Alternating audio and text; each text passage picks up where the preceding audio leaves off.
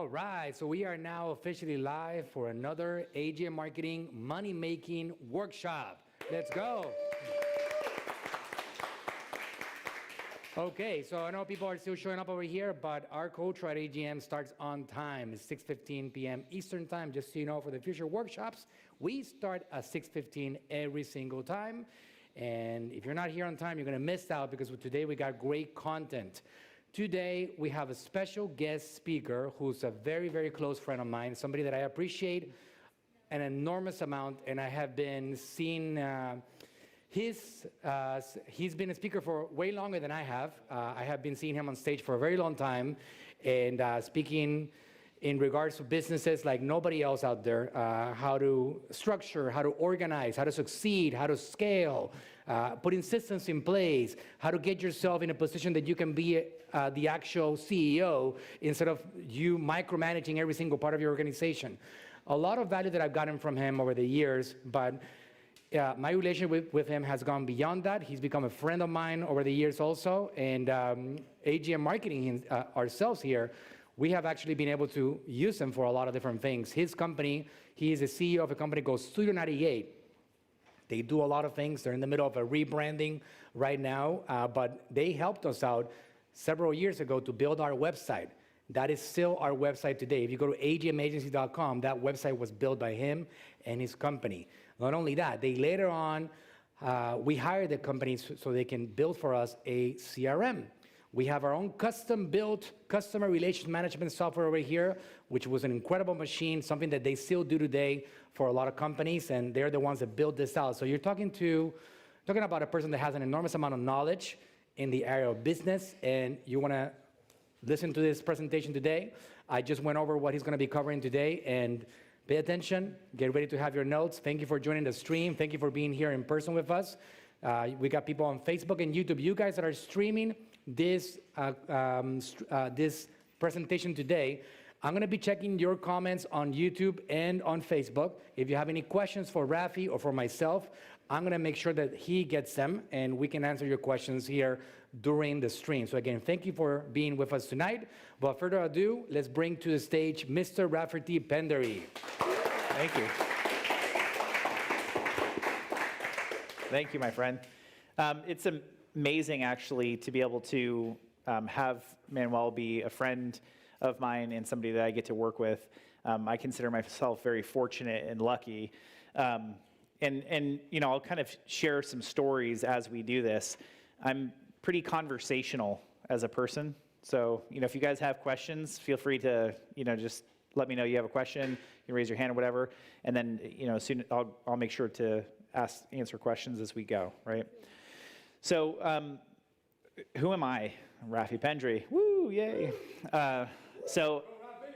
Thanks. I had this passion and love for business as a kid. Actually,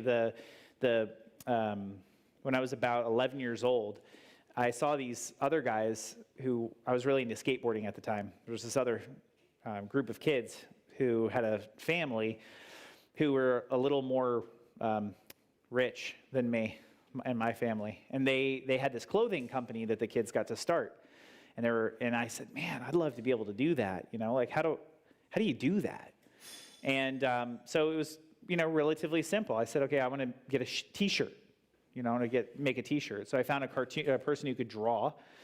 And I said, hey, look, you know, and I basically just negotiated with this guy, told him if, you know, would he be willing to draw it and give me a good rate and things like that. And then I went and said, you know, how do you get things on a t-shirt? You know, I asked my mom, and they're like, well, it's like screen printing. So I pulled out the yellow pages. Yeah, you know, that was a thing back in the day, right? And looked in the yellow pages for a guy who's a screen printer and found this guy. Anyways, I convinced that guy. And I said, you know, how much money would it be? And he told me, so I did the dishes like 150,000 times, it felt like, and washed the car in the house and everything to earn the money to, you know, be able to go get these t-shirts made. So I got 100 t-shirts made, and I went and sold them, $25 a piece. So I made $2,500. I was about 11 years old. Not too shabby, right? I didn't learn about the whole, like, what do you do with your money after you make it part of that. So I think I spent it on skateboards and candy, but I knew how to make it. That was the good part, right? Over the years, when I started my business later, I had a full-time job and I was starting a company at the same time. And for me, I got into the technology side of things.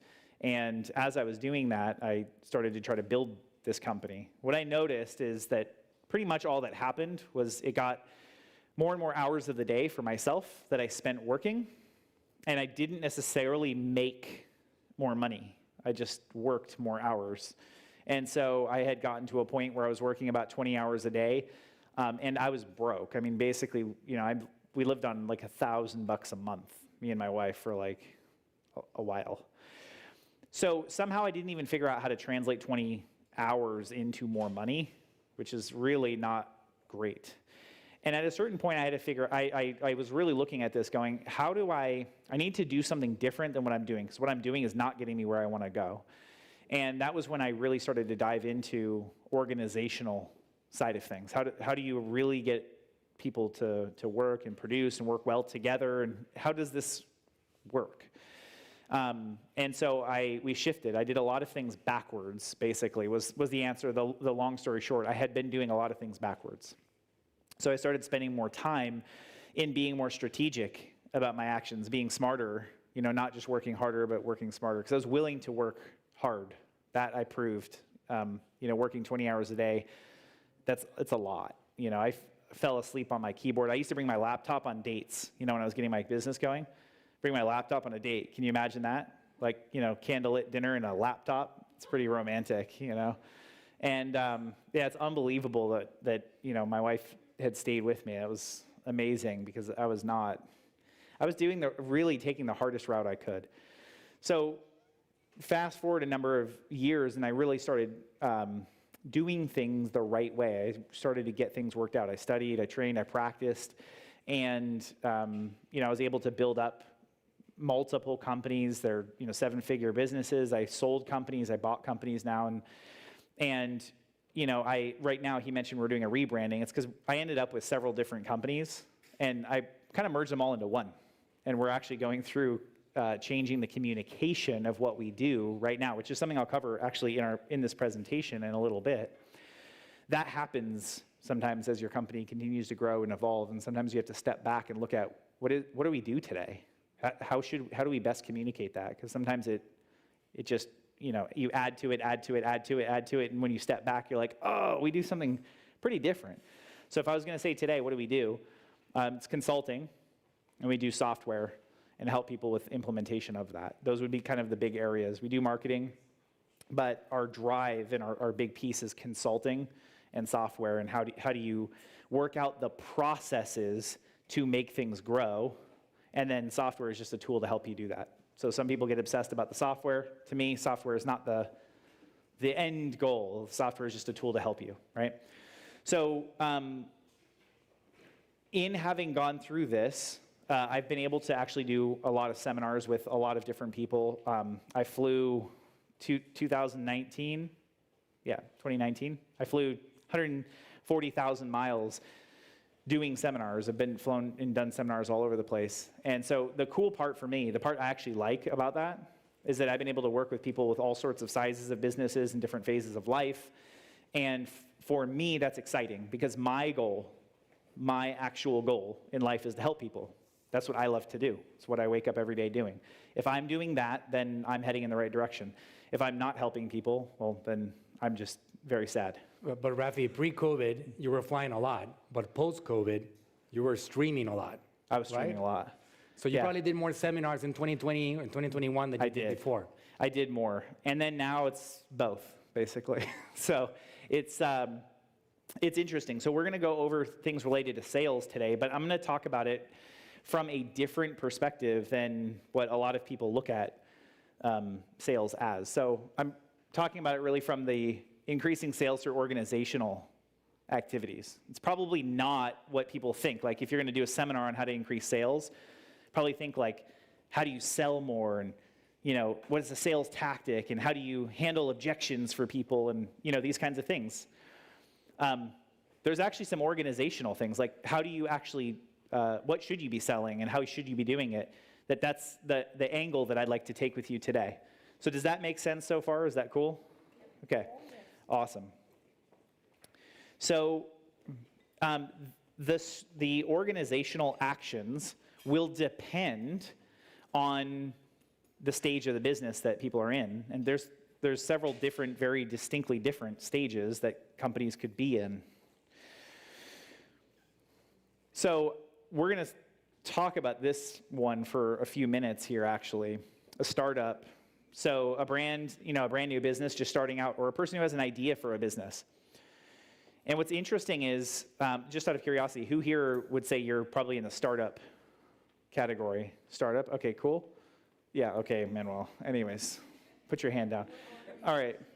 And then beyond a startup, right? So what about this? You don't consider yourself a startup because you're already generating sales, even if it's somewhat consistently, somewhat not? Who would be in that? I can say that I'm always starting up, by the way.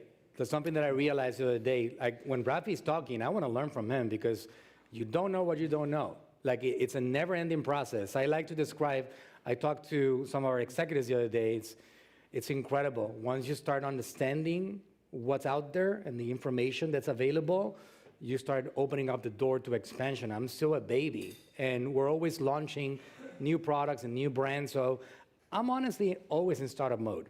The moment that you think like you're too big, you start getting in trouble. Yeah, and what's interesting too is, I've been able to, Manuel had mentioned that, I've been able to help him. He's helped me a lot. There are times where I'm running into something or trying to figure something out, and you have somebody who's really, really smart who can give you a totally different perspective, who knows his area so well that I don't need to be the master of everything, because that's impossible. You're not going to be, right? So there's really kind of three buckets that I want to talk about. The second one is, you don't consider yourself a startup because you're already generating sales. So maybe you're actually starting to generate some sales now somewhat consistently, or you've been in business a long time. Who would be in this bucket? You're like this? Okay, good. You're like this between startup and this one? Okay, cool. Awesome. And then the third one would be you're a scaling company, a company that has stable sales and you want to really grow. You want to scale faster. Who's anybody in that category? Okay, cool. Good.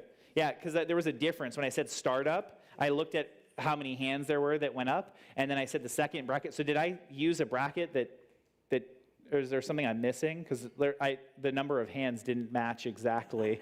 Like there was some number of hands on startup, and then there was less on the next one, and there was a few on the last one. But the number, if we added them together, there was a missing. So did I miss a category?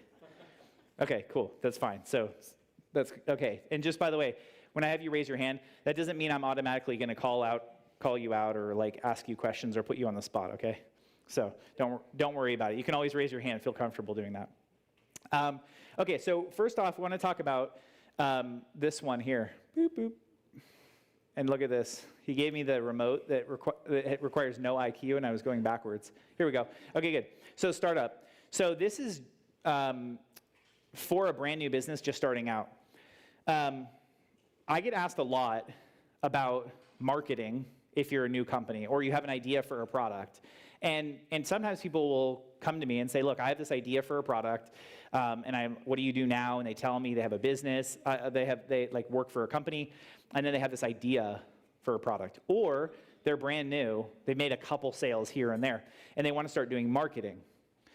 When I have dug in on that more, asked more questions on it, sometimes, a lot of times, there's a challenge that they're trying to solve. And they're trying to solve it with marketing, which is they don't know how to sell their product. So they want to go and hire somebody to do marketing. They want to say, hey, I want to do marketing. And that the reality is, they wouldn't say that to me, but when I actually ask the question and ask, why do you want to do that? Not that it's bad, it's great, you should do marketing, but why? When you're brand new, what are you trying to accomplish? What's your expectation?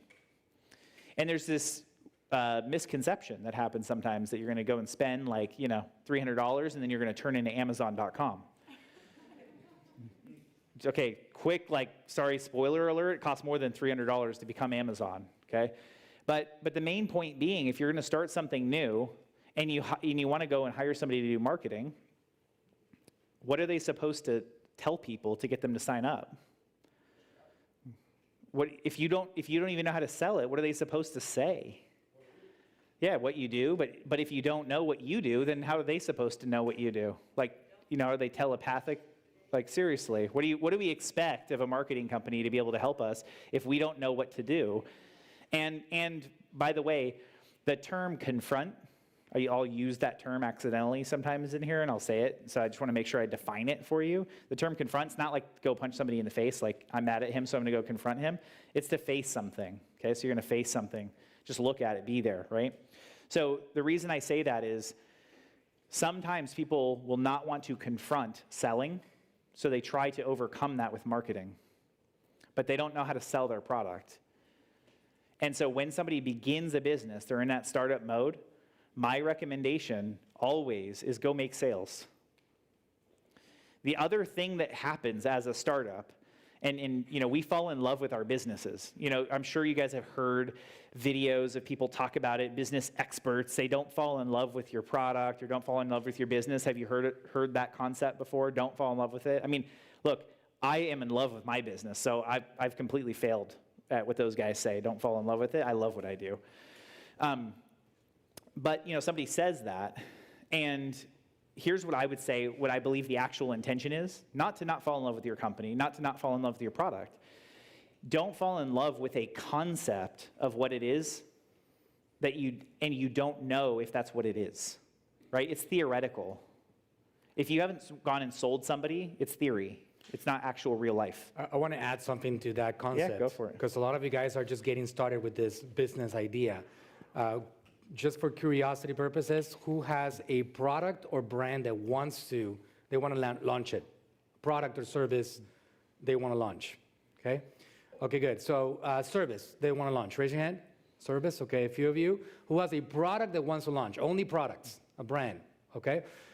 Yeah, just product and services, right? Like you're trying to open up a coffee company, so that's a service. You have products, but you have a service, right? It's an experience.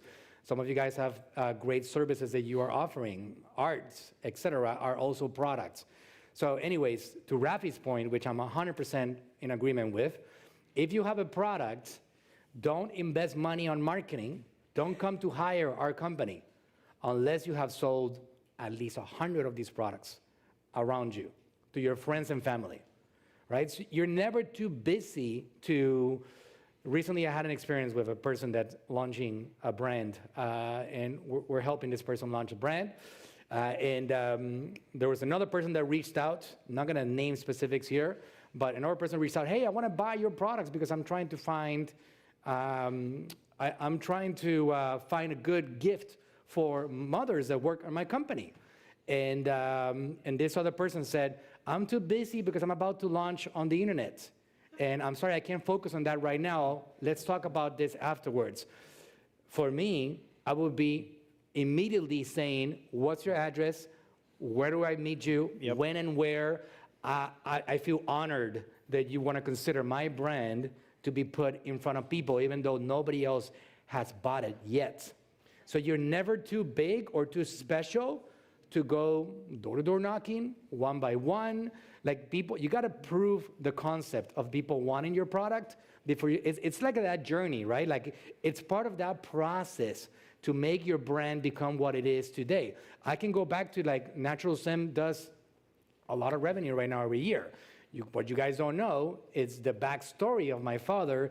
In 2001, he was getting people off the streets, and he printed a little flyer that said, I'm going to give you a free metabolism workshop. And he would, one by one, bring them into his store. Now the company is close to being 9 digits a year. It didn't start like that, right? So at the beginning stages, you got to know that you're not too special or too big. And you can't have an entitlement because your cream was formulated in the Alpine mountains of who knows where, right? You're not too special. There's another million other people like you selling your brand unless your name is Elon Musk. And that guy stands in his own category, right? But other than that, it's that process of getting your product or service tested one by one that eventually leads to a point in which you can be like, wow, I sold 178 of my product. People liked it. They're asking for more. It's amazing. I see that people's response to it. I want to get some marketing done because this seems to be a working system. What's my next step on that journey? And I cannot emphasize that point enough for any of you guys that are getting started. For sure. Yeah, he's spot on that. You know, it's interesting because a lot of times we get backed off from somebody saying no, because that's the big scary thing. You know, I think a lot of people hate public speaking. It's like, you know, public speaking is higher on the list of fears than being eaten by a shark. It's actually like a survey done on Earth. That's Earth's consensus, is that public speaking is worse. I've yet to have a limb eaten from doing a seminar. It's unbelievable, so I don't know. But sales is up there, actually. It's a fear, it's a back off. People got all kinds of other things on it. So we have these concepts, these ideas that we fall in love with in terms of what we want to do. And then we don't actually go and try to sell somebody. And here's the thing. When you go and make a sale with somebody, you go and talk to somebody about your product and service, you're going to learn very quickly all the questions that they have. Because you know why? Because they're going to ask you. You're going to say, hey, I got this service, and this is what we do, and this is how it works. And they're going to ask you a question. And you start to pay attention to what are the questions they're asking, because then when you go and hire a marketing company to help you accelerate your growth, you'll be able to tell them, here's all the questions people typically ask, and they can address them in marketing. See, if you go and try to run ads with no concept of not having sold anything of it, how do you know if it's the ad that's not working, the targeting that's not working? How do you know if it's the page that you took them to that's not working, the payment is not working, any one of those things? But when you go and make the sale, and you make a sale, and make a sale, and make a sale, and make a sale, now you know what to say. So we already know the things I'm saying are not the problem. We know one of the things is actually worked out, right? An interesting story, we have done a lot in software, and we were at a trade show in North Carolina, and we drove to this meeting, me and my partner drove to this meeting with this investment banker guy, okay? Fancy whatever guy. I'm a pretty casual person, so we go and meet with this guy, and we're in the restaurant, and I was probably about 25 at the time. So still, we were still a handful of years in. I was 5 years in at that time in what we were doing in the business and all this stuff. I've been doing this about 15 years now, about 5 years in. And I was super excited about the technology of what we do, right? Software, yeah, and this is how it works. And I wasn't the programmer, but I really loved what we did, right? And I was sitting there at this dinner talking with this guy and my partner, and I start telling this guy all this exciting stuff. And he cuts me off. And he says, hold on, I just want to stop you right there. Anyone can make it go blinky, blinky. What about sales? And I was furious. Like, the guys at the table were like, your face turned so red, right? Because I was so passionate about this thing that I did.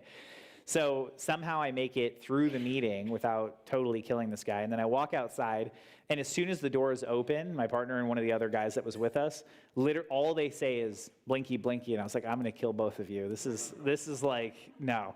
So for 5 hours, I had to hear about that in the car on the way home, right? So they gave me such a hard time. But it was funny because there's a part of what that guy was saying that I actually agree with, which is if we fall in love with what the thing is without any consideration of sales, it's going to be a problem. So going out and making some sales is the absolute first thing that I would be doing. And when you do that, you're going to learn so much faster, and it doesn't cost you anything. Here's the other thing for you. I have spent a lot of money on inventing new things, a new portion of a business or a new company or a new part of a product that we have or a new product or service, and then had nobody buy it. Has anybody ever experienced that before? You started one and then nobody bought it? Yeah, a few of us. And what's so interesting is about that is everybody around you will tell you it's a great idea. Like, everybody tells you, like, oh, that's so cool. That's amazing you're going to do that. And that's awesome. So I figured something out a number of years ago. And basically, when I'm doing that, when I want to go and make sales, even if I don't have it yet, I don't need the product or service done yet, I can tell them, here's what I'm going to be doing. And you're going to get that super supportive, yeah, good job, that's great, that's awesome. And I say, awesome. So I'm actually taking pre-orders, right now. So you're going to get it 50% off right now, and I'm doing pre-orders, and I'll have it for you in 2 months or whatever the timeline is, right? Get pre-order, get a credit card. You're going to learn a lot about how much of a good idea that was when people will give you a credit card or not. They're going to pay you or not. It doesn't matter. You don't even need a way to process credit cards. Just write it down, get it. Because you're going to learn whether that's for real or not. Right? So these are just a couple examples of things that I've done where I focused when in that startup phase, focus on just getting some sales. Get some things in the door. I like You're going to that. learn a ton. I really like that. So a good takeaway right there. That's a really good takeaway that, you have this product idea. When somebody right away, which is true, because they don't want to, even if they're not reaching for it, they'll tell you how amazing it is and what a brilliant idea. Right? Totally. So why not find out if they're for real or not? Right then and there and test out your theory that this product is actually needed. Say, okay, I'm glad you're excited about it. Listen, I got this form. You can sign up right now and you can save 50% right now. Oh, no, I'm not ready for that. BS, right then and there, right? So if you get enough people now, you can expect 100% of them are going to buy, right? That's just the way it is. But if you get, out of 20 people, you get 3 or 4 or 5 of them that actually give you their credit card, you got something going, all right? You really do got something going there.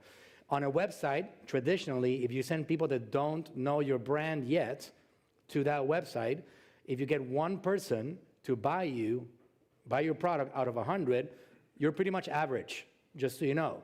So between your friends and family, or people that you know and relate to, if you can get them to be like, you can get 50% right now on your first 10 coffees, right? Can I use you as an example? You can, because I've actually done this. I messaged a bunch of people on Facebook. Because going about this new venture, I was like, I'm not doing this, and it's like a sure. Nobody hears Scott. I got to tell you the story. They weren't hearing you because you don't have the mic. You can talk in a second with the mic. Let me tell you about Scott right now, okay? Because he's a really good example. Fantastic example, an extreme one, all right? But there's so many takeaways that you can get from the way what Raf is saying and what Scott has done. Scott has been a longtime friend. Some of the pictures that you guys have seen of me around or videos, he took them. He's traveled with me to several places in the world. He's an incredible videographer, great photographer, but he also has a passion for coffee. And everybody and their mothers, they know he has a passion for coffee, right? Because he over-communicates. So what did Rafi talk about? He said, test your theory, use the people around you, go and sell. Well, I would add to that a very brilliant strategy, which is what Scott has been doing. Scott has literally been talking about his coffee dream for a solid, I would say 3 years now. First time I heard him talk about this dream was 3 years ago. But he hasn't talked about it internally. He's talked about it publicly, nonstop. So he's been building it up. It's like the most incredible pre-launch strategy ever, right? 3 years of building it up. He even has a Facebook group with 600 people that joined. There's all these expectations. I mean, we're expecting, we're going to have a line in this place once the place opens because he's been talking about it for so long. So to complement what Rafi said, cash is oxygen, right? So if you get a $10,000 investment, I can tell you that's what I got. In 2007, my father, my wife, and myself, we sat down on a restaurant and we talked about creating our corporation in the United States of America, Natural Slim. And we created the agreement. We had a $10,000 investment. At that point, if I give $10,000 to Google, it's over. I don't have the empire that we've been able to build. It's over.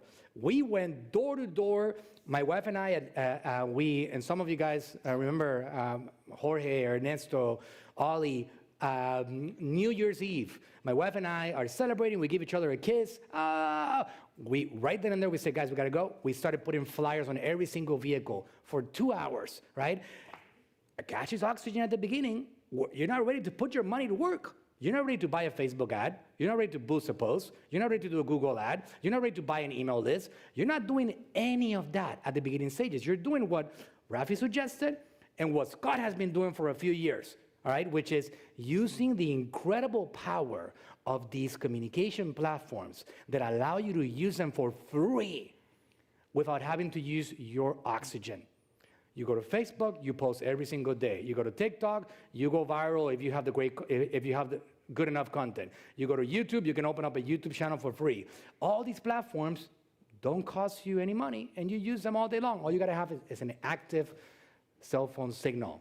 You use those things in combination, and now you got a business that you're ready to launch. And once it launches, once Scott gets people lined up on his coffee place, and he's getting coffee sold, and money starts coming in, and the proof of concept is official, at that point he can be like, Manuel, I got some money here on the side, and I want to scale this to the next level. Can you help me with your marketing skill? Let's go, Scott. And that's where magic starts happening. That's the beautiful process of building a business. So you would use those two things. In the 1990s, pre-internet, 1980s, before the whole thing became a thing, the only way was Rafi's way, right? Which is what we did also for a good period of time until I understood the internet world. But now you can use those two things in combination, protect your oxygen, build your business, prove the concept, set expectations, offer coupons for when they do open. So, Scott, now that they know the story, tell them what you did. I think you just did. I told them? It was You a gave great away story. coupons? No, I mean, it was kind of a natural progression. I mean, first of all, people love coffee, so I had advantage right there. Yep. Is the mic on? Is it on? Ah, it's there on. we go. There you go. Okay. This is for the people on The stream, yeah. Gotcha. Okay. So the long story short is, like I'm going in a big transition. I've done this before. It's not the first time where I've transitioned careers, so I got to make it count. So I've been like, if I'm going to do this and we're going all in, it has to be like kind of a sure thing. That's the attitude I was taking on it. So I like even message, probably even you guys, like I message like hundreds of people and I'd be like, hey, I'm doing this. If I'm doing it, will you buy a coffee gift card right now? Like, I never have got them that yet. message. I never got that message. I would have bought a gift card from you. Well, we can talk afterwards. Okay, let's talk. Yeah, he has gift cards, guys. Don't worry about it. No, but I was like, would you seriously buy one like right now if I was ready to go? Yes. Good. How much? What's the dollar amount? $50, $100, whatever. And I actually got to use that when I'm pitching and went to invest in. You know, I've got a partner with the real estate and everything else, and I got to like show these records of the interest in my product. And anyway, but yeah, he kind of he pretty much covered all bases. And you know the cool thing about what Scott did? Like sometimes people you miss that important step, which I recommend to all of you guys do. First of all, it was a side gig for him. He was building his future, not building his present time. This was not putting food on his plate. Right. He was doing gigs. He took a picture of our company over here, of our staff. I take him to Canada to record with me on seminars, and he was doing that to a lot of people because this was a side hustle. It is the future for him, but you got to understand, you can't stop hustling, surviving right now if you have a startup business because that's not there yet, right? It really isn't there. But that aside, the reason why people buy gift cards from him, the reason why I would buy a $100 gift card from him tonight for a coffee shop that is not open yet, is because of my relationship with him. If a random stranger comes to me and says, can you buy a gift card for a store that doesn't exist? I would be like, no, dude, stop scamming people, all right? But because I have a relationship with him, I'm gonna buy that gift card and I'm gonna walk into that coffee shop with confidence that that gift card is actually valid. But that's relationship building. And that's what you do as part of the process of building your business. If you don't have those relationships built, it does make your process a lot more difficult. And it happens across the internet, it happens across the board, and it's not only just door-to-door, person-to-person, phone call to phone call, it's everything else that you do in between that helps you build those relationships along the way. Yeah. Got a question over here. Piggybacking on what you said about the relationships, a challenge that I'm having is my whole life I've thought that I've had amazing relationships, the best friends, the best families, the best clients. Starting this new venture, what I felt is that the people who I thought loved me the most or that I love the most are supporting me the least. And the people who are complete strangers and hear my concept or what my business is doing, love it and are buying it.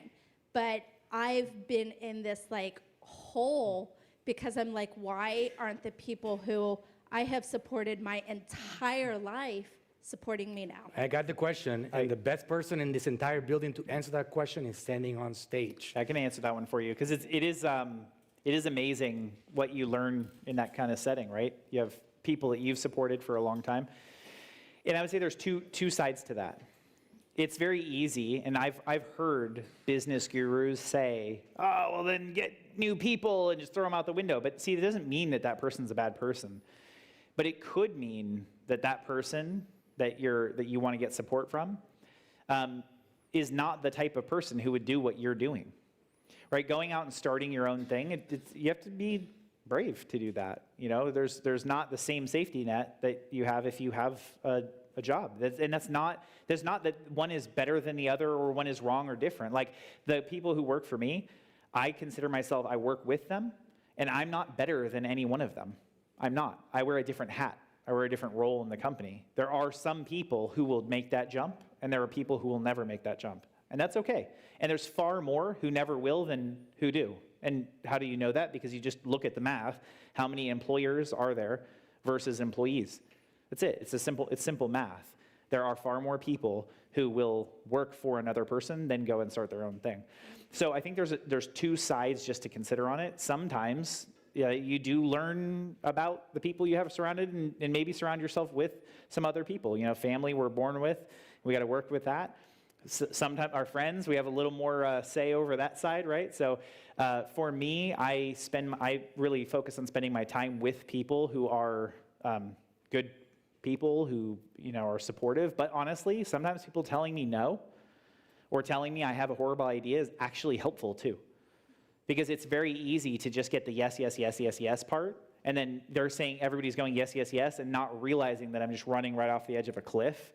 There are times where somebody needs to tell you something that is tough to hear because it's, you know, it's like, well, I don't want to hear that, right? But there's a balance, and I always judge. I'm very particular about who I take advice from. I ignore the vast majority of people because a lot of people are willing to give advice who have no experience in what they're talking about. And so I'm just very picky about that. I try to give Rafi advice. He won't listen to me. I only listen to Manuel. So for a brand new business starting out, those are a couple of the things. And then just to kind of lead that into the next thing. So just by the way, there's one last little point on that. As fast as possible, generate sales. Like, again, there's all these things people think they need to do in order to actually sell something. You don't. There are ways that you can actually just generate sales, and that pre-order thing is just like a pro tip for you on that one. Because I have spent a lot of money. Like I remember, and I consider myself pretty, you know, smart and I observe things, but sometimes I can be a little bit stubborn, you know, and I make the same mistake more than one time. I made that mistake more than one time. It took me a few times learning that lesson. When you go and spend $100,000 on something and not a single person actually uses it, that's a problem. And then you do it again for $50,000 and you're like, okay, I need to change something about what I'm doing. This sucks. That was my realization on, okay, when I do something new, just go and sell it up front. Just sell it ahead of time, right? So then beyond a startup, so you've actually made some sales, you've sold some things. What do you do? What's the focus again, I look at this sales piece from the view of an organization, like organizational activity. What do you need to be doing? What type of activity do you need to do? What people do you need to have in place? What process do you need to have in place?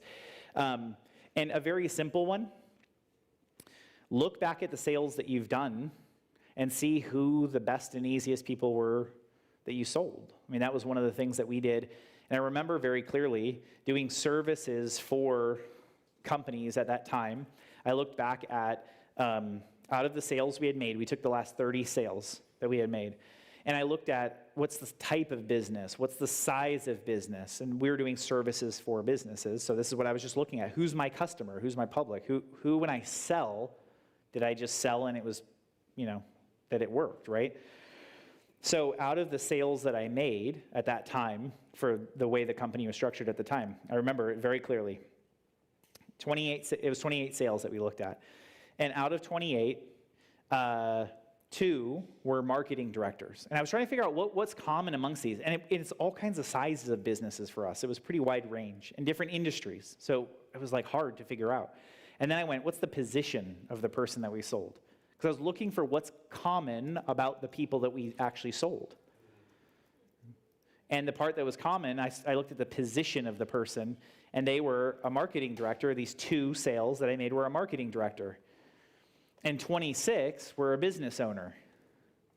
The 2 marketing director ones took an average of 6 months to sell. The 26 business owners took an average of 1 week to sell. Who do you think we wanted to talk to from that point forward? Business owners, right? And what was interesting is, at the time we were selling, anybody in here is a marketing director? Okay, good. So I can talk mean about marketing directors except for Manuel. No, I'm just kidding. The thing that was interesting is what we noticed was when we would go and try to sell those people the services, it did not result in sales for us. It was not the right person for us to be talking to. But we would get passed off to other people in the company besides the owner. But anytime we went back to it, the owner was the one who we could best work with to actually make a sale happen. And so, as a salesperson, when you're trying to get that person, sometimes people say, well, how do you get that person on the phone, or how do you get them willing to talk to you, right? Because they're not even willing to talk to you. They just pass me to somebody else. What I did was, we would get on the phone, we'd start talking to them, and I was trying to figure it out. How do I get past this person? Because they're a gatekeeper. How do I get past that person to the person I really need to talk to at that time? And so I basically just would ask the question. Great, so just so that I understand who all is involved in this decision. First, the question was, are you the decision maker? And yes, they would always say yes. So I'd talk to a marketing director and they would say yes. Right, because they want to feel important. They are the decision maker.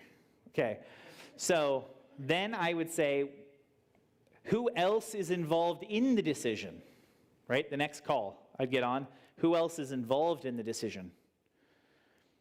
No, it's just me. And then I realized there was a great question that I could ask that would just give me really, what's the situation?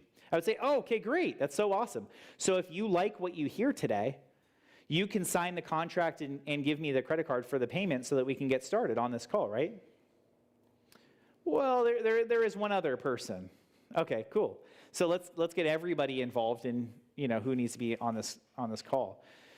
And it was interesting because it just took me figuring it out and having that conversation a number of times, kind of going at it at different angles to figure out how do I get past this person into the decision maker. So what I would say is, if you go back and look at the sales that you've generated, you're going to start to figure out what is common amongst the people you've sold, right? And then the other part of a common thing that you can do, which is often overlooked, what actions did you do to get those sales? For example, let's say you offer a service that is related to people's homes, right? And you sold one person, and then you got their neighbor, and then you got their neighbor and their neighbor, just making it up, right? So let's just say that happened. You got a few people in one neighborhood because you sell something. What are some of the, what do you guys do? If you want to raise, what do you do? I own a pressure washing company. Pressure washing. Okay, great. So this is a great example for you. I was about to hit that one right on the head. What do you do? I do Construction junk removal. Cool. Awesome. What do you do? I sell self-defense, weapon safety, weapon retention. Nice. Safety, and other things, but self-defense. Sweet. Self-defense. That's awesome. What do you do? I work for a daily money manager, I'm a client liaison, and now I'm moving into the marketing aspect. Marketing. Nice. Okay, good. So I wasn't talking about you, and I was going to talk bad about marketing directors. She said daily money manager? What was that again? Yeah, I'm a daily money manager. Okay, good. And let's just get a couple other, what do you do? I am talking, whoa, yeah. Self-defense person here. She'd already taught you. I'm sorry. Yeah. Yeah, what do you do? So I'm Jessica, I work at the Mahaffey, but I work for the nonprofit Bill Edwards Foundation that supports the Mahaffey. So I kind of do community, I'm doing, like she said, exactly moving into the marketing side. Okay. And it's totally fine. I get very annoyed with my marketing director. Yeah. Some of the stuff is common sense, but not, I think she worked her way up, and I don't know what happened there. Yeah, yeah. Sometimes it bothers me, that's why I'm willing to listen, because I would be like that person that you would talk to, that I could tell Bill, hey, I like this company and their ideas, and that's why I'm here. Rafi, try to summarize what she says so that people in the audience can listen. And what's the company that you work for? So it's technically the foundation, the Mahaffey Theater downtown St. Mahaffey Theater. I got it. Okay, cool. It's the nonprofit side of things. Yep. We bring kids on field trips and things. Nice. Mostly nobody knows about it. It's my job to tell everybody. Cool. So you're doing the community activity to make sure they know about the foundation and that work that gets done. That's awesome. That's great. Okay, good. So I have a couple examples. Oh, sure. Yeah, I wasn't sure what was happening. Oh, yeah, it's okay. I work for a daily money manager. Is it on? Okay, cool. What's a daily money manager? A daily money was wondering about manager that. is not someone who's dealing with your stocks and bonds and trading for you. We handle your daily finances Cool. and deal with claims, medical claims, such as that. We are very niche Yeah. business. We mostly deal with the geriatric community, Okay, cool. and mostly we're dealing with their children. Okay, got so it. It's a very difficult way to get Well, clients in the door, because the client is the elderly person Yep. who's still trying to tell their children that they can take care of themselves, when in reality, it's not the fact, and the children don't want to take care of it. Got it. So, and now I'm currently starting to take the reins for marketing for this business because my boss is starting to step away Okay. and shine. Let me just say about that, there is a business that we've helped set up that services the senior citizen community, 65 and over, and they spend about $500,000 a month on Facebook ads generating prospects. What they sell is they sell the Medicare gap insurance, that Medicare, the 20% that they don't cover, that's what they sell. And they build a machine, and it's surprising because you wouldn't think that the 65 and over is active on social media. They are active. They are. And they're great. They're easy to find because, if you think about how a 25-year-old browses on social media, they open up their phones and they go like that.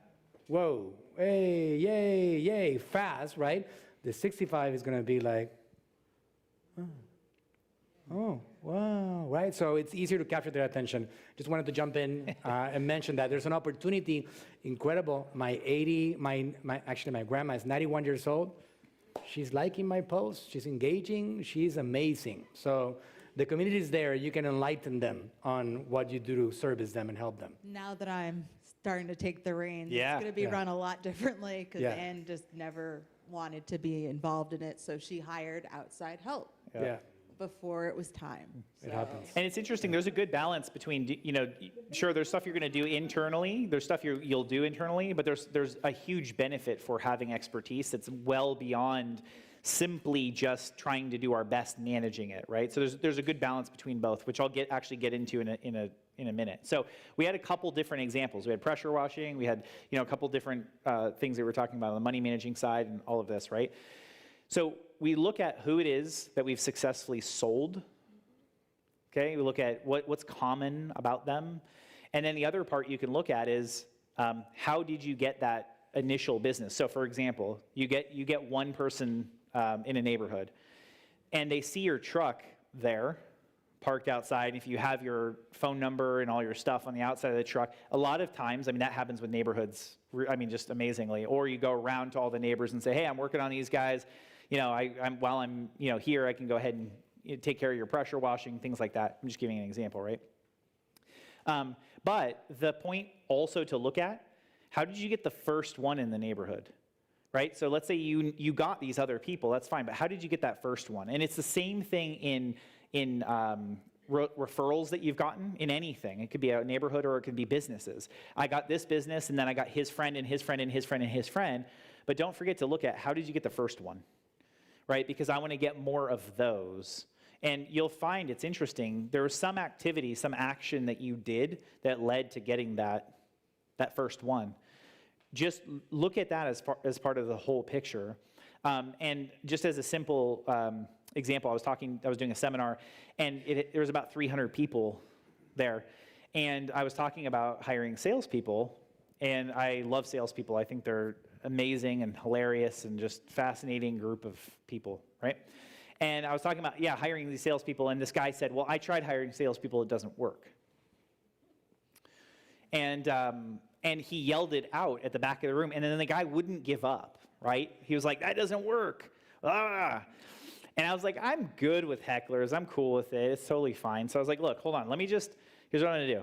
And it got to a point where I could see it was annoying other people too. I was like, okay, here's what I'm going to do. For you, guy in the back of the room, I'm going to stop everything, right? When you have 300 people, it's very different than this size group, right? 300 people is just a very different thing. Good, I'm going to stop the seminar so that I can help you, okay? So we're going to talk about this for a second. And the guy kind of went like, oh, like I think he realized, oh, this guy will actually address me, right? And I said, when you hired that salesperson, he said, it doesn't work. Salespeople never work for me. It doesn't work. And I said, okay, what did you have them do? He said, well, I had them pick up the phone and cold call, right? Cold call means just you call people and they don't know who you are and you have to call them. And I said, okay. Now, when you make sales, do you cold call? He said, no. So what do you do? Well, I have these, I have my friend who's, has a company that he refers people to me, and this other guy that I've known for a long time, this other guy's been friends for 20 years, and this other one, and this other one. I said, okay, so you get referrals for your business. And he said, yeah, so when you hired that salesperson, did you tell your friends to now start sending people to this guy instead of sending him to you? No? Okay, so hold on. Let me just get this right really quick. You paid this guy on commission mostly, right? Yes. Okay, so you paid this guy commission to essentially invent a new way to sell. He's a sales rep, mostly making commission, and you want him to invent an entire new way of generating business for your company, and you're basically paying him primarily based on commission. Do you realize if that guy successfully did that, he should be a partner, not a salesperson? Like, you understand how intense that is, right? And so then the guy was like, oh my gosh, like he realized, and he was an angel the rest of the seminar, right? But it was interesting because he just said it doesn't work. And the reality is when our companies are smaller, we actually do 3 different things, but call it sales. We have PR, which is a function where you're getting known. That's even just business networking events. This is a PR activity for Manuel. Why? Because all of you guys will leave here thinking, and you should, wow, what a great thing that Manuel did for me. And you should think of that. This is an activity he's doing that's positive. It will get you positively thinking about him and their business. And you should. They're really good at what they do. That's what you should do, right? So that's PR. Marketing is creating want for your products or services. So now you've reached these people. Now we're creating want for those services. And then you sell. When we're small, you wear all 3 hats at the same time naturally. You do it because you're excited about what you do. That's like when he was talking about Scott, and Manuel said I would buy it from him because PR, marketing, and sales were all done on a Facebook message from that guy because we also know him, right? So I say that because don't expect a salesperson as you're trying to build a team. Now we're talking about figuring out your successful sales actions, and then you want to add salespeople. Don't expect them to invent a new way to sell for you and pay them a commission and then just say, well, this is just a sales guy, and do that. And then the one other thing that I'm just throwing this in here. It's not even relevant to what I was going to talk about, but I figured I would just mention it as a tip. A lot of times people look to hire a salesperson. Who's here hired a salesperson before and then it didn't work out with that person? Okay. Yeah, a bunch. Okay, good. There's a number. An interesting part, if you go and hire somebody who worked at IBM before, but you're not IBM, don't be surprised it doesn't work out. Okay? I'm not saying that they couldn't work out. I'm just saying don't be surprised. When you sell for an enterprise company like that, who's all dealing with people who everybody already knows who they are, it's very different than dealing with people who nobody knows who they are, right?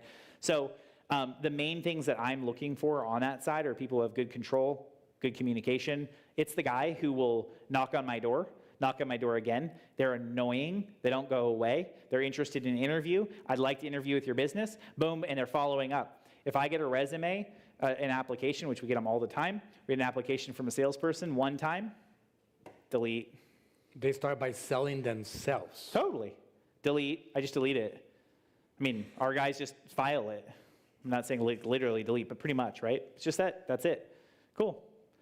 That guy starts calling. We have one of the people who works for us. They called They called the partner, who wasn't even, his contact info wasn't even associated with the hiring area. He called the partner, he emailed somebody else, he wrote to somebody else, and I was like, ooh, I want to talk to that guy. Because that's, he's doing it, right? He's being that. And a good friend of mine explains it, Emmett, our buddy Emmett. He explained it really well in the seminar he was giving. He said, I want the sales guy who will invade your privacy. He gets all in your face. He gets, nicely, but is all up in your grill, right?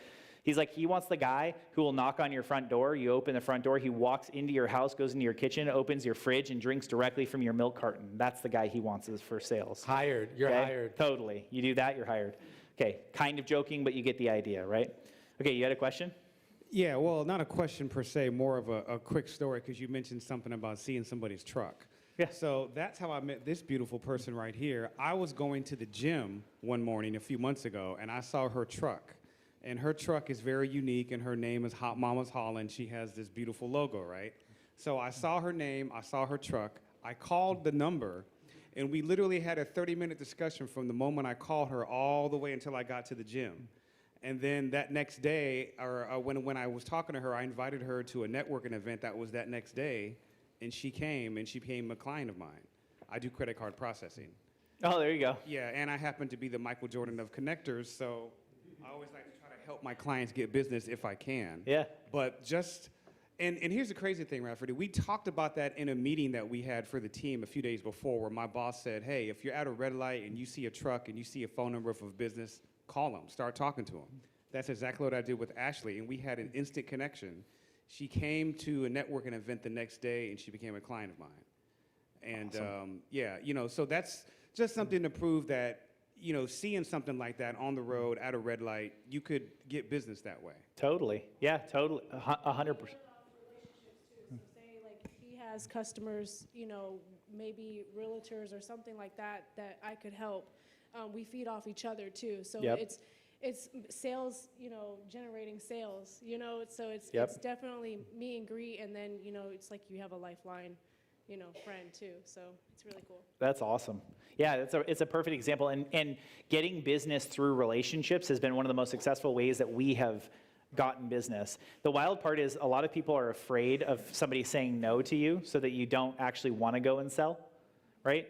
But the reality is people also admire it.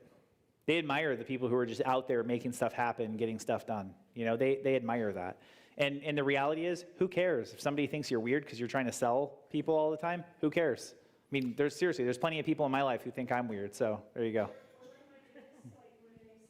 When they tell me no, because I'm a big flyer person. I go downtown, I go everywhere, and if they look at me, I am telling them who I am and what I'm doing. But if they say, oh no, I don't want that, or no, I don't need it, well, you may not, but somebody may be talking about it that might need it. So Sure. if you could just give them my flyer, so it's kind of like a rebuttal Yeah. kind of thing. To piggyback off something, and this is something that's important, when I was talking to her that first conversation as I was going to the gym for that 30-minute drive, at one point in the conversation, I remember Ashley saying, you calling me is exactly what I was looking for. She literally told me that because she was looking for somebody to help her plug her in to business and to networks, and she was looking for networking opportunities. Sure. Yeah. So just the fact that she even had that out there in the multiverse. Yeah. And then I just called her randomly one day, and we had this instant connection, and now we've been doing business together, and I just referred her a job that she just completed recently, and she just sent me pictures of it before we came here. Yeah, perfect. So, that's what it's about. I mean, also, you can never prejudge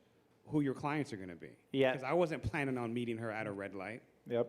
That's a very strange story, but it's a good story. Yep, 100%. It's totally true.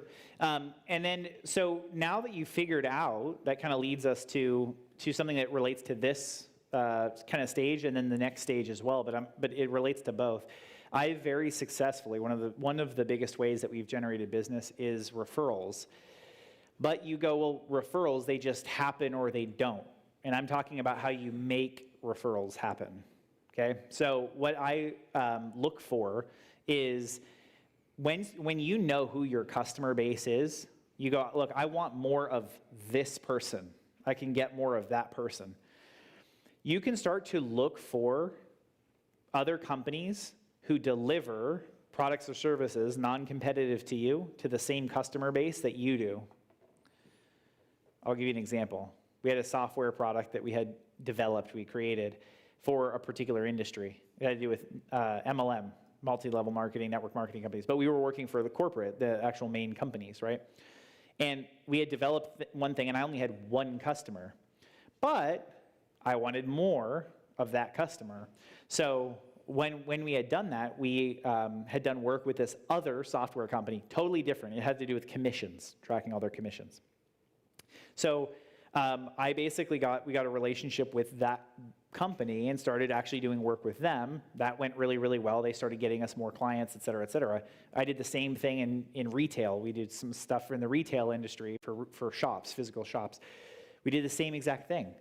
What I look for is when I have a customer and I go, good, that is my customer. That's who I want. I want more of that person. Find other companies or other people who service the same customer base, and you can set up a relationship with those people. We get a lot of business from that. You know, we're servicing thousands of clients on a monthly recurring basis today. We have literally thousands of customers on some monthly service with us. And we do that. A huge piece of how we do that is look at who you sold successfully, who you really want more of, and then find people who aren't competitive to you that actually offer those products and services. A really funny, very different example. A good friend of mine has a cosmetic dentist, so he does more cosmetic dentistry type stuff. So who would be non-competitive but could offer customers to them? And so one of his biggest referral sources is plastic surgeons, because they have the same kind of customer. The person who's doing some of that will do cosmetic dentistry and vice versa. Salons could be one. You're going to start to find people who service your same customer type, and you can set up relationships with those companies. We've done that very successfully for many, many years. In addition to, then when you also want to do marketing, you can tell Manuel, I want to get more of these types of companies to be referral partners, and now every time you get one, it's not a $1,000 sale, it's 50 clients for you. Not just one sale, it's 50 sales. See what I'm saying? So it's really good data. All that stuff is what you start to be able to provide when you work with whoever's doing the marketing function in the company. Does that make sense? Yeah. Cool. Just want to get through the last little piece here. So good. So the company has been stable. So now you have a company that's stable, that has stable sales, and you want to seriously grow. On that side of things, it's more going to be about your process of the sales team and how you run your sales team. That's basically the stage that we're in and continue to be in. To Manuel's point, we're still startup in mentality. We look for opportunity. We're constantly shifting things around and adjusting and all of that. But that's where you're at. At a certain point, you can generate sales very consistently, and you want to just keep growing. So that's going to be more about how you run a sales team, how you're actually increasing the number of actions that you're doing. You're basically want to just do the same thing over and over and over and over and over again, and you get that process really worked out. Now that you've done the first parts that we said, who's your customer, who do you want to go after, now it's doing more of that action. And it's more about the management side of how you deal with that. So the key, I think, from my perspective is replicating what's a successful action. You have something that works, do more of that, right? That would be a simplicity for me on that. And then what about new marketing actions? So, if I've been talking about primarily doing more of what works, right? Figure out something that works and then do more of what works. But what about something that you want to do that's new? That's awesome. That's awesome. Once you figure out what works, you're definitely going to want to add more to it. And what I would say is that a lot of times people look to hire an outside company to do parts, which is totally great. That's awesome. That works for many, many people. Here's the one thing. This is just a tip on hiring an employee or an outside company to do anything. Doesn't matter what we're talking about.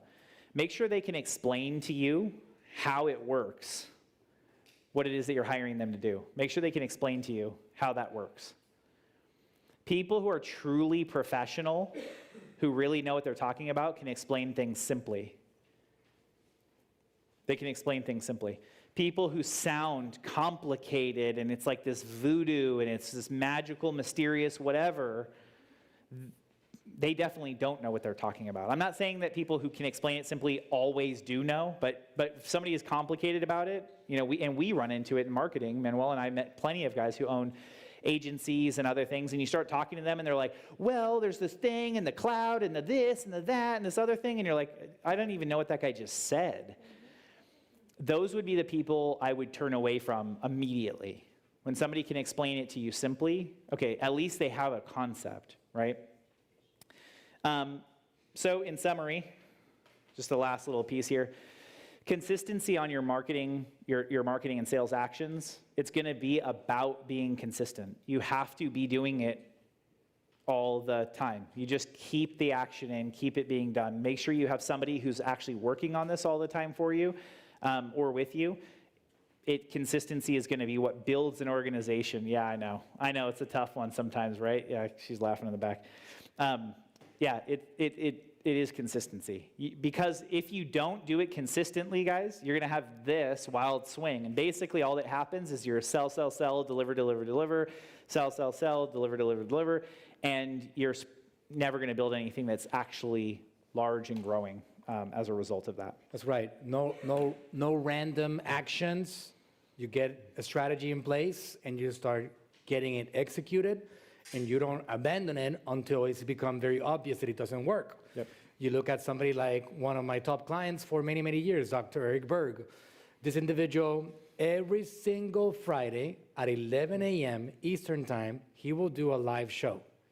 And in 5 years that I've been working with him, that's a total of what, 500 weeks? He's missed 2 of them for some very serious personal matters. Other than that, you can count on him being there. Doesn't matter what's happening. He also does 7 videos, new videos, every single week, and he launches one per day. And he spends a few hours researching the subject that he's going to cover, and he does it. Consistency, next level. The same thing I experienced with my father. It's not magic what happens with the success of a lot of these companies. It's the successful repetition of processes that have been proven to be successful and that have been tested to be wanted by the public. Once you have those things in place, you definitely want to go heavy in that particular area. So if you guys are going to start doing social media, don't do social media for 2 weeks and then complain that nobody's liking or engaging with you. You got to put your head down and do it, because it doesn't happen overnight. If you guys are going to go door-to-door knocking, if you guys are going to go through the process of being rejected, because it's part of building a business is rejection, then you got to know that you're going to be rejected a good amount of time. Most likely, a higher percentage of the time is going to be a rejection, and you're going to keep on pushing through because you believe in your product and service. If you don't believe in it, then we started off on the wrong foot, right? You really got to believe what your product and service is, and you got to believe in it yourself. If you're selling something that you don't believe has value, and you're selling it because you want money, you are inevitably going to fail. That's just the way it is in the world of business. That's how it is, unless you're selling something that it's illegal, that is making people want your product because it's addictive, right? Like the 𝗟𝗏𝗏𝗏. That's different story. But anything good product, any good business or service has to be something that you really believe in. That way, you can create that demand along the way. With good marketing strategy, just so you guys know, I like to describe the world of marketing almost like you could describe a Hall of Fame baseball player. A Hall of Fame baseball player historically gets on base 3 out of 10 times, fails 7 times, and they still get enshrined in the Hall of Fame. Why? Because that level of success for that particular industry, baseball, is enough to actually mean that you're a superstar in compared to the other people out there. I mentioned this a lot, especially recently. Any business that gets started today, 98% of those were not even going to exist in 5 years. So the potential of succeeding in a business, you're running against the odds over here. So you got to understand that you got to try enough strategies. In the world of marketing, many campaigns that you run will not succeed. So you got to try enough marketing campaigns so you can find those few that are successful so you can scale and now get into repetition, consistent, and do it time and time again because it's been proven to be successful. That's just my addition to Rafi's point right there. Perfect. Yeah, stay connected to AGM, stay connected to Manuel. They're an awesome group of guys who really care about helping people. So, you know, I appreciate everything you guys do, and thank you guys. That's my thing. Yeah. Yeah. So Yeah, I'm in Clearwater. So let's do that with a little bit more energy. Mr. Rafferty Pendery, thank you much for delivering. Thank you, guys. Thank you. So if anybody wants to contact Rafi for anything, he put his email right there, rafferty@𝗟𝗘𝗥𝗡.com. We're going to take a picture together with the group, but his business right now is very focused on, like he's one of the brightest minds I know. So if you guys need marketing, if you need consultation for your business, he's doing a lot of that right now. Like he's helping businesses structure. Yeah, and you mentioned we're going through a rebranding. We basically have several different companies, so that's just one email. But I'm bringing them all under one umbrella, and it is consulting is what we do. That is our drive, and then we do software along with that. That's right. So he did build his website right here. we did also do that. They did that for us several years ago. So anyways, he's somebody that I trust, and you guys can reach out if you need any help in your business. All right, so other than that, let's do a quick selfie, guys. Thank you very much for being here. Thank you for you guys on the stream, Facebook and YouTube. I appreciate you very much. Rafi, coming in there, we're gonna do a quick selfie with the group. Do it. And we actually do, we gotta do a video first. Think we're gonna do it that way? Well, first of all, okay. You guys just watch us take a photo really quick.